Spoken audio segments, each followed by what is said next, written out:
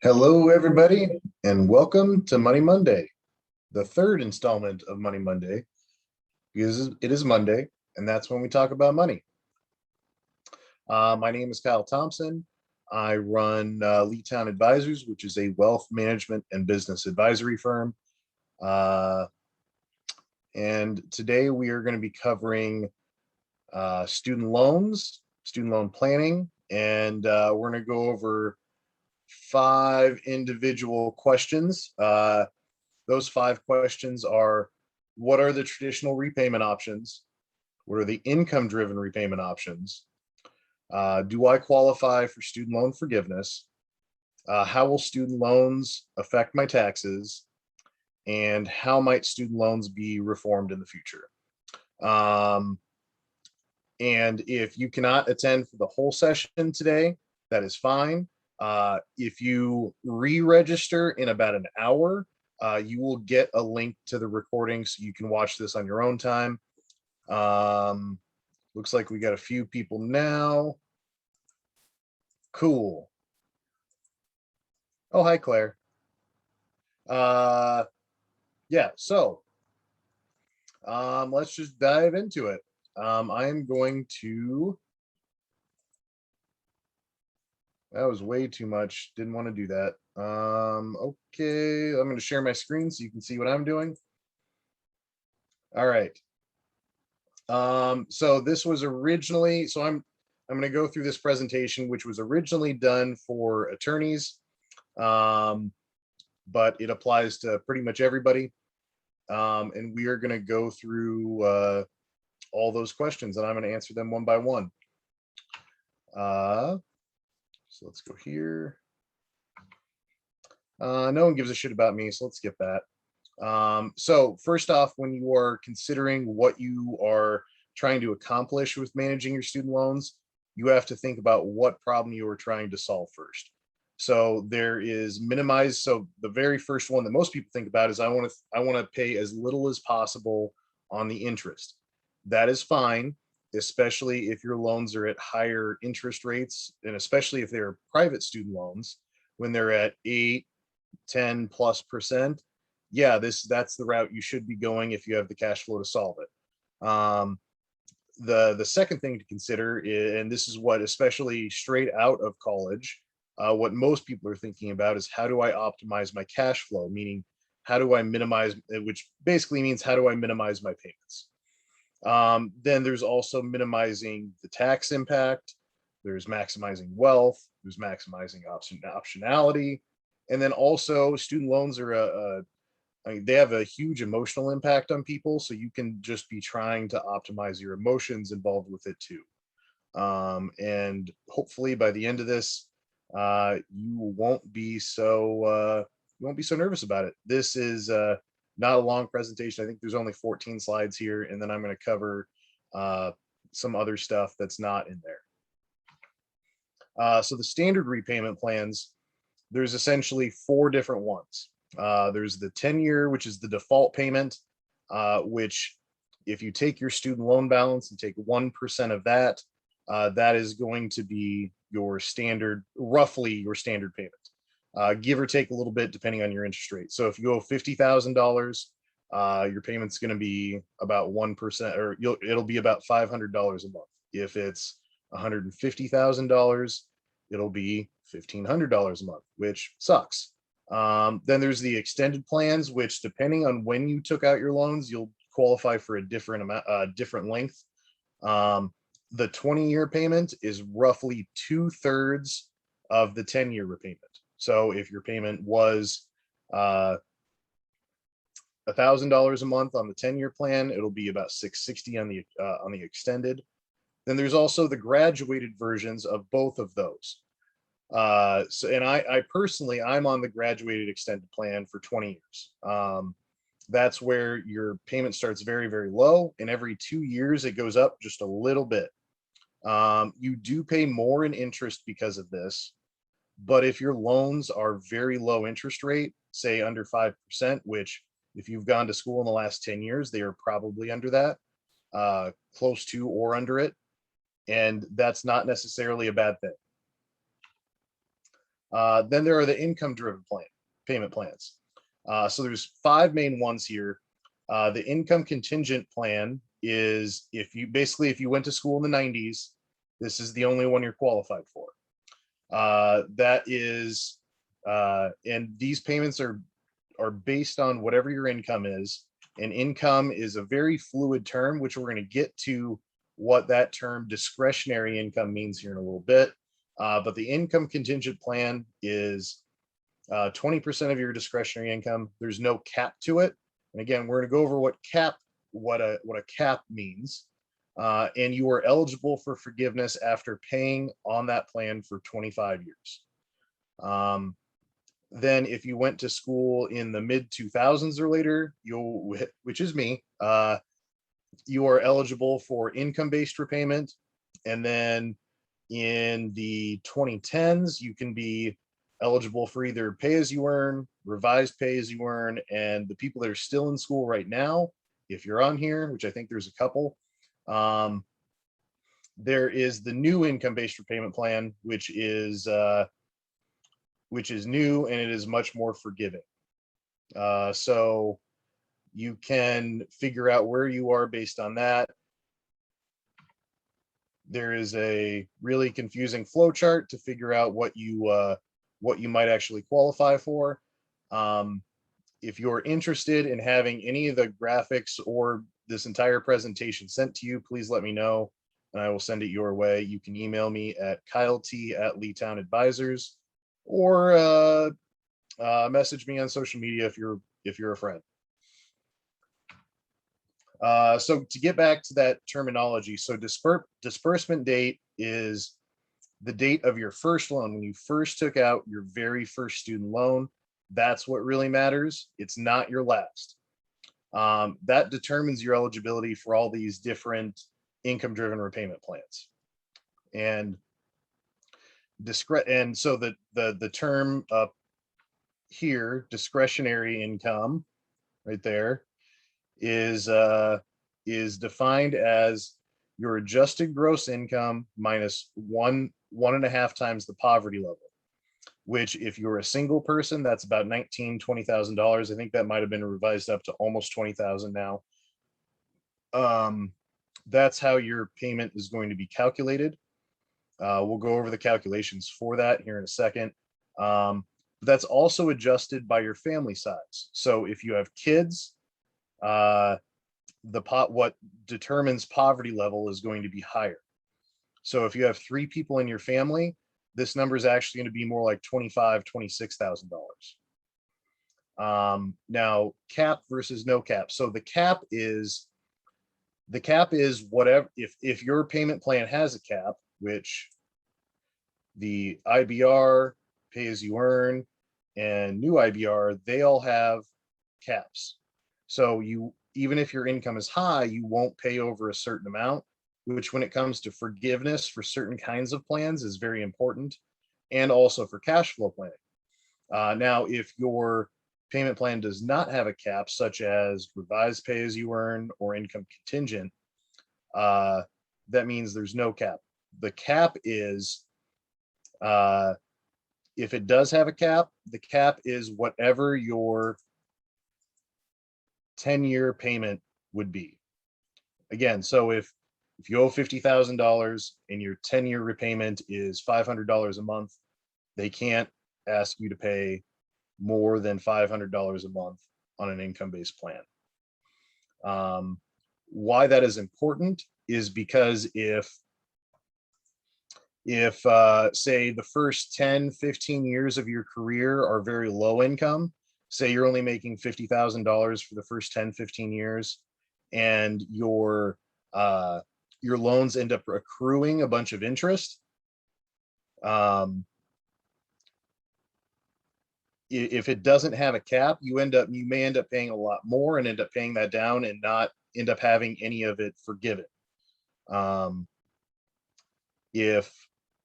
And that's obviously suboptimal. And so if it has a cap, you won't pay more than what you would otherwise pay on a 10-year repayment. So that's what the cap means. And Another important thing to know is whether or not your loans are subsidized versus unsubsidized, which if you go and look at your student loans, you can see which ones, because I have some that are subsidized and some that are not.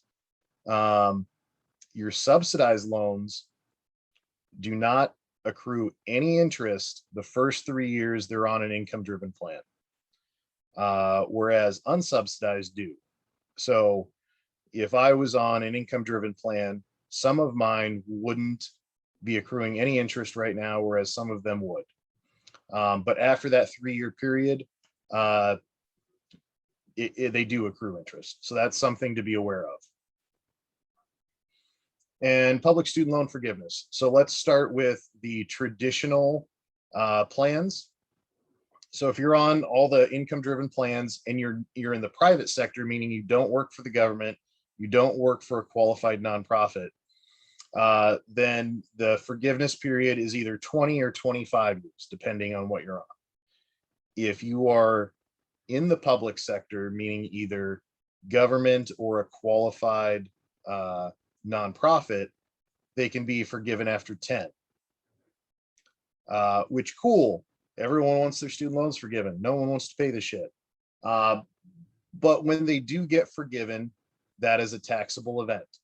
Meaning if you have $100,000 of student loans forgiven, that will count as $100,000 of income, which we'll get to the tax consequences of that here in a little bit. And you must apply for forgiveness. They don't give you any notice. So you have to keep track of it because the government won't, which is shitty, I know. What counts as a qualified payment? So any payment that you make, including right now, while student loans are under forbearance through the government, they currently count, it's the number of payments, it's not just the year. So a 10-year forgiveness means 120 payments, 20 years forgiveness means 240 payments. By paying ahead, by paying more than what you're required to, does not, that, or if you pay, so let's say you inherit some money and you pay a bunch down, that does not count as a qualified payment. It's only the months, the number of months that you pay. So you have to pay every month. So it actually does not help you to pay ahead. So don't do it. Then there's also your tax filing status. If you're married, married filing jointly is when you file together. Married filing separate, obviously, is filing separate. Typically, especially if one spouse makes significantly more than the other, it is usually more tax advantaged to file together. However, that's not necessarily the case when it comes to student loans. If you file separately, you can reduce payment. And we are going to come to an example of that. So this first example is where one spouse makes $50,000 and the other spouse makes $150,000. The first spouse has $200,000 in student loans. Looking at you, lawyers, veterinarians, and doctors. If their student loans are 6% interest on $200,000, their 10-year payment would be $2,200 a month. Their 20-year payment would be $1,400 a month, which on $50,000 of income sucks. That's just not serviceable. And that's if they're filing together. That's if they're married filing jointly. Let's assume they're both contributing 10% to their 401k. That brings their adjusted gross income to 180,000. And that means their discretionary income under the definition we talked earlier is 161, meaning their income-based repayment would be $2,000 a month. That only saves $200 a month from the 10-year payment, which isn't worth doing. Their total taxes are also $44,000. Now, if that same couple filed separately and you maxed out that first spouse is the one with the 200,000 in loans, if you maxed out their 401k, his or her discretionary income drops down to only 12,000, and their income-based repayment would only be $150 a month. They went from 2,200 to 150,000 just by changing their tax filing status. They also reduced their total taxes because of the increase in 401k contributions, and also because the interest that they pay on the student loans is deductible. And if you are of a certain threshold of income, the interest you pay is not deductible on student loans. And if those student loans were subsidized, then the interest would also be subsidized, and they would have freed up $2,000 a month in free cash flow, which is obviously a big deal. For attorneys, there are different programs available, such as the John R. Justice program, which forgives $10,000 a year for up to 6 years, and you must be a public defender for at least 3 years. There's also the Attorney Student Loan Payment Program, which you have to work for the Department of Justice, which will forgive up to $6,000 a year. Now remember, that amount that is forgiven is taxable, so keep that in mind. Now for veterinarians, I know there's also, and this varies by both state and federal programs, I know there is a program that if you are a large animal vet, you can get forgiven up to $25,000 a year for 3 years, which is a real big deal because most veterinarians usually do have $100,000 to $200,000 in student loans. There's also a couple other places that you can refinance your loans, including SoFi and Credible, and then also there's Student Loan Hero too. But that only makes sense in very specific circumstances when you're high enough income for that to be worth it. There's a whole bunch of here's another checklist of things you need to consider when looking at your student loans.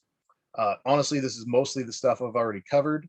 But if you want me to send this to you, again, my email is kylet@Leetown Advisors, or message me or text me, and you will get that.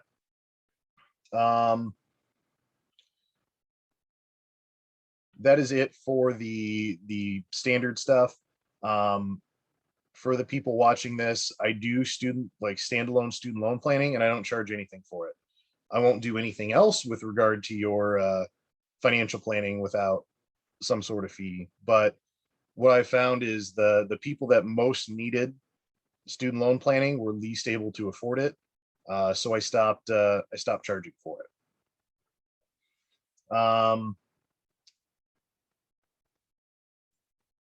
Let's see. One last thing, one of the things to consider that I haven't really talked about. So I mentioned that taxes are a big deal when it comes to student loan forgiveness. So, and depending on, so when your student loans are forgiven, that year is the year you need to switch from married filing separate to married filing jointly, because it massively changes the tax brackets, and it's going to be much more advantageous to do so. So that's the year when you will switch from separate to jointly.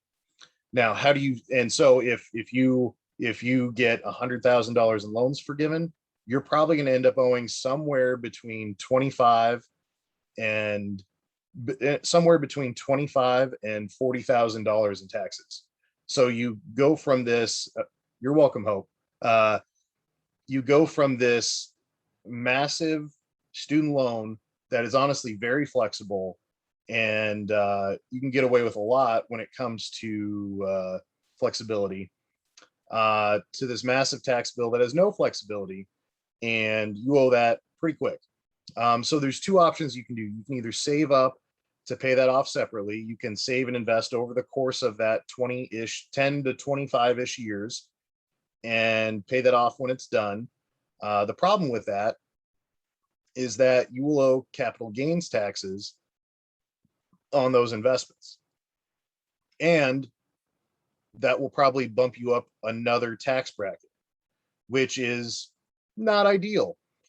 So the best thing to do is, if you own a home, the best thing to do is actually to refinance your home and pay that off with home equity, so that student loan that had $100,000 left on it and then came down to about $30,000 of taxes that you owe, you can then refinance into your home and pay it off over 30 years, which is going to be much more affordable than saving up separately.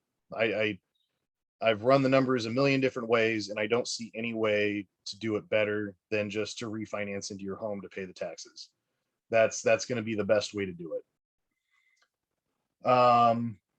Okay, so we've gone over traditional repayment, income driven, student loan forgiveness, taxes. And if you have any other individual questions, please put them in the chat or the Q&A, and I will answer them.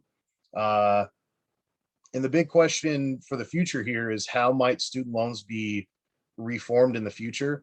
There's a lot of talk of student loan forgiveness. It's not popular. I don't see it happening. I don't think it's not popular from a political perspective. It's very popular for anyone that has student loans. I would love to have mine forgiven. I don't have a ton, but I'd rather not pay them.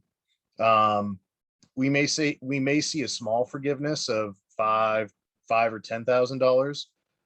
But honestly, I think what's going to happen is a reform of of all those different plans.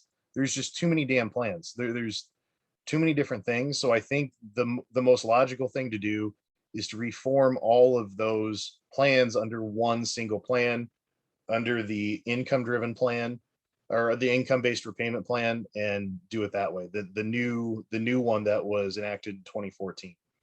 I don't see President Biden about a year ago proposed a separate repayment plan that I don't see going anywhere. It was honestly a little too generous, and it would honestly kind of screw people over in certain ways, because the payment itself would be so low that most people would end up getting a lot of it forgiven, which, yeah, great. But then they run into huge tax issues that they probably wouldn't have known about otherwise. Unless, you watch me, then you're probably good. Maybe not. But yeah, so I really see some sort of reform going in the future, going towards an income-based plan.